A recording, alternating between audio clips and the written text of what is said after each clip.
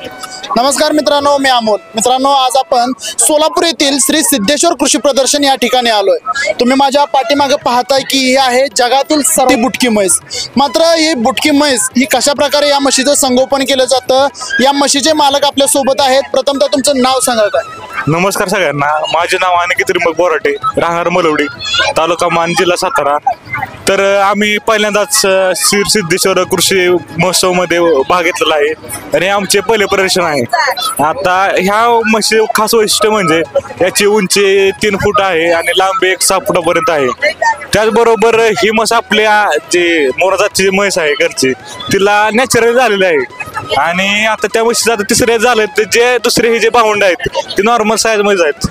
ह्याची काय साईज आहे, आता ह्याचं वजन काय आहे, ह्याची हाईट उंची कशा प्रकारे? साधारणतः ही जी उंची 3 फुटापर्यंत आहे आणि लांबी 6 फुटापर्यंत आहे.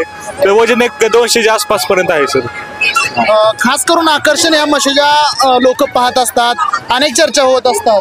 मात्र ह्या म्हशीचा रोजचा दिनक्रम कसा असतोय तुमचा? सर पहिल्यांदा सांगायचं झालं तर ह्या म्हशी उंची साईजची म्हस तर आपण गुगलवर सर्च केलं किंवा युट्यूब वगैरे आता जे सोशल मीडिया प्लॅटफॉर्म आहेत त्याच्यावर जर बघितलं तर ह्या साईजची म्हस आम्हाला तर कुठं बघितलं. आमचं 1 वर्षापासून सर चाललंय. या सरांनी ज्या मॅनेजमेंट सर आहेत त्यांनी पण सर भरपूर केला आहे, तरी पण ह्या उंचीची आता म्हस कुठंच आढळलं नाही. तर दिनक्रम म्हणजे सर ती घरी असताना तिच्या आईबरोबर राहणार आमचे डोंगर भाग आहे मानतालुका असल्यामुळे बरोबर डोंगराला चरण्यासाठीच असते ती. त्याचबरोबर ही आता इथं आणल्यापासून तिला दररोज हे नवीन वातावरण आहे त्यामुळे जरा ती सवय होईपर्यंत चांगलं आहे, काय प्रॉब्लेम नाही. एकंदरीत ह्या आपल्या ह्याची मागणी काय झाली का म्हशी? आता सर मागणी म्हणजे 4.5 लाख 5च्या आसपास आले का ना, पण आमची काही विकायची इच्छा नाही कारण तिला शेवटपर्यंत आम्ही आमच्याच घरी सांभाळणार आहे. भविष्यात ह्याचं कसं नियोजन असणार आहे सर? आता माझा एक उद्देश आहे की आता महाराष्ट्र गाणं कोपऱ्यात पोहोचायचं मला. या म्हणजे अशी बुटकी म्हणजे सगळ्यांना बघायला भेटायला पाहिजे असं नियोजन आहे. त्याचबरोबर आता तिचे बऱ्यापैकी वय झालेलं आहे. तर ब्रिडिंगसाठी तिने आतापर्यंत 2-3 हिट पिरियड झाले 2-3 वेळाचे. त्यामुळं जर ती पुढच्या सीझनमध्ये जेव्हा आपलं एन्व्हायरमेंट चेंज होईल त्यावेळेस जर आले हिटवर तर आपण प्रयत्न करणार 100% ब्रिडिंगच्या डॉक्टरने सल्ल्याने. हिच्या चाऱ्याचं नियोजन कसं असतं रोजचं? चाऱ्याचं म्हणजे सर ते नॉर्मल आपल्या म्हशीगत खाते.